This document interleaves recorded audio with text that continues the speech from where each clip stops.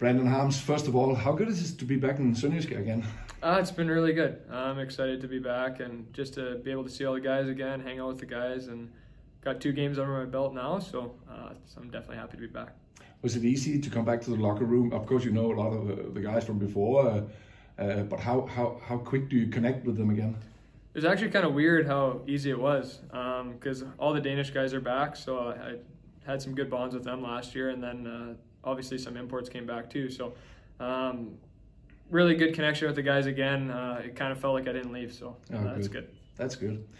Good. We have to talk a little bit about yesterday's game in Odense. Unfortunately, a loss in overtime. If you can talk us through, please.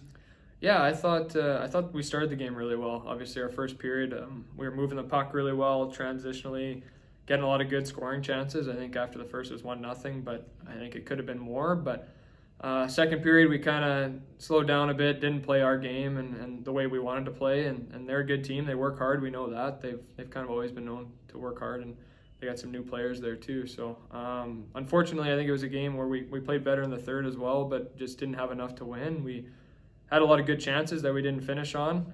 I think we could have ended the game a few times, and then I think what they scored, like their goals that they scored, we kind of gave them. But obviously they're a good team, and they came up with the win.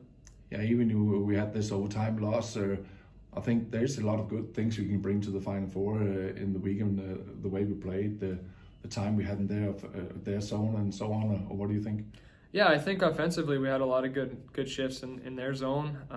Obviously defensively we were good too, but just a few mistakes that it was one of those games where those mistakes ended in goals. And obviously going into the Final Four you want to be winning, and in the last 2 games we didn't, but they've been tight games and we wanted those extra points in overtime, but sometimes it doesn't happen, so kind of just clean the sheet and get going for Final Four. Right, and now we're going to the Final Four. Very exciting tournament. Last year, you have some good memories from last year. Could you please tell us a bit about your experience from last year? Yeah, for sure. I didn't really know much about the Final Four coming into it, but once you get around the guys, you really start to know how much it means to the team, the club, and the fans. And the fact that we were able to win it was amazing. I mean, just the whole experience was great. Going up there, obviously it was a tough year with COVID and everything like that, so it was a little bit different. No fans, nothing like that, but we had a lot of supporters that came and they watched outside, and after we won, we got to celebrate with them a little bit, and they were super excited. And then just as a team to be able to bring home a trophy, I know we didn't get the big trophy at the end of the year, but it was nice to have that win and to have a good experience for sure. And Final Four, of course, we're playing for the trophy, but it's also a good, can we say, start to the playoffs, or what do you think? Yeah, I think so. It's just another element, right? Like during the regular season, especially at this time of the year, everyone's kind of gearing up towards playoffs, and to get the chance to compete for a trophy is huge. I mean, for the club, we obviously want that trophy back. It was a big win for us last year, and I think for sure it gets you into that next level of competitiveness. Not that the regular season isn't like that, but playoffs is always elevated, and I think the Final Four is an elevated tournament as well. And now we're going there on Thursday, playing on Friday. If you look at the 4 teams, there's Aalborg, Herning, Frederikshavn, and us. Frederikshavn right now struggling with the COVID thing. We lost to Odense, Aalborg lost in Rødovre, Herning lost, to Herlev the last game, you know. Is there any favorite for the win, or how do you see it?